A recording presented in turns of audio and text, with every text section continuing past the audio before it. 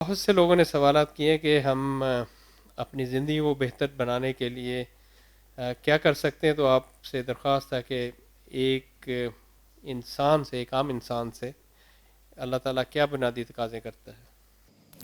اللہ تعالیٰ آپ سے سب سے بنیادی بات تو یہ چاہتا ہے کہ آپ اس کے دین کو سمجھیں. ابھی تک ہمارے ہاں لوگ دین کے بارے میں سنی سنائی معلومات کو دین سمجھتے ہیں. اپنے آپ کو ایجوکیٹ کریں. دور حاضر میں اللہ نے اس کے بے شمار مواقع پیدا کر دیے ہیں.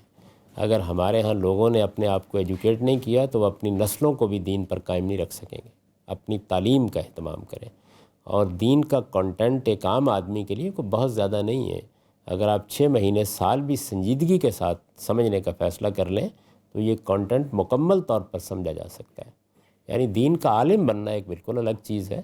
اس میں تو ظاہر ہے کہ صدی لگ جاتی ہے، لیکن عام آدمی کے لیے یہ بہت مختصر سا کنٹینٹ ہے. اس کو آپ سمجھ لیں، اس کے آرگومنٹ کو سمجھ لیں، اس میں اختلافات کیوں ہوئے ہیں ان کو اچھی طرح سمجھ لیں، تاکہ آپ آئندہ نسلوں کو یہی بات بتا سکیں، سمجھا سکیں. تو اس کے نتیجے میں سچا ایمان پیدا ہوگا. جب ایمان پیدا ہوگا تو اس کا لازمی نتیجہ یہ ہے کہ اچھا عمل کرے انسان. تو اللہ تعالیٰ نے جگہ جگہ اس کی تاکید کی ہے کہ حقائق کو مانو، ان کا اعتراف کرو اور اچھا عمل کرو. اس کی بنیاد پر اللہ قیامت میں لوگوں کے لیے اجر کا فیصلہ کرے گا. تیسری بات یہ ہے کہ آپ کو اگر کوئی اچھی بات معلوم ہوئی ہے، سچائی کی بات معلوم ہوئی ہے، اپنے ماحول میں لوگوں کو بتائیں. آپ کے ملنے والے ہیں، آپ کے گھر والے ہیں، آپ کے دفتر میں لوگ ہیں. کہیں ایران توران جانے کی ضرورت نہیں ہے، نہ کوئی چلہ کھینچنے کی ضرورت ہے. اپنے ماحول میں اٹھتے بیٹھتے کام کرتے ہوئے کہیں کوئی اچھی سچائی کی بات آپ کے علم میں ہے تو ضرور لوگوں کو اس کو بتاتے رہیں.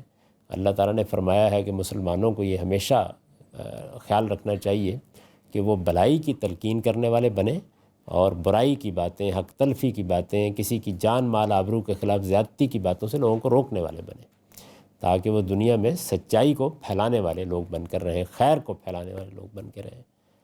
اس سے پہلے عرض کر چکا ہوں کہ یہ بات کہی گئی ہے کہ اگر کسی جگہ پرسیکیوشن ہو جائے تو اپنے ایمان کو عزیز رکھتے ہوئے وہاں سے نکل جائیں اور کسی دوسری جگہ پر جائیں. جیسے آپ لوگ اپنی معاش کے لیے ہجرت کرتے ہیں تو اللہ تعالیٰ یہ کہتے ہیں کہ دین بھی اتنا عزیز ہونا چاہیے کہ اگر کہیں پرسیکیوشن شروع ہو گئی ہے، یعنی جبری طور پر لوگوں کو دین سے انحراف پر آمادہ کیا جاتا ہے، تو بہتر جگہ پر چلے جائیں بشرطے کہ وہ جگہ موجود ہو.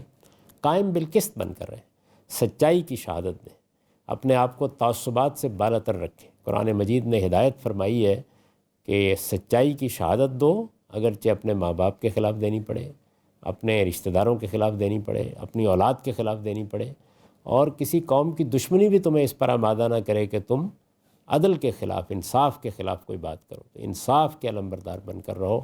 اور آخری چیز یہ ہے کہ اگر کوئی دین کی خدمت کا کام ہو رہا ہو تو اس کی مدد کرنے کے لیے اپنی استطاعت، اپنی صلاحیت کے مطابق جو کچھ کنٹریبیوٹ کر سکتے ہو وہ کرو.